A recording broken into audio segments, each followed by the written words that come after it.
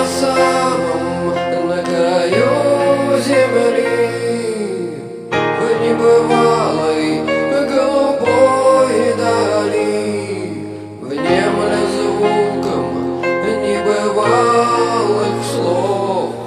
Сладко-сладко замирает кровь, там ветра летят, касаясь звезд, там деревья не боятся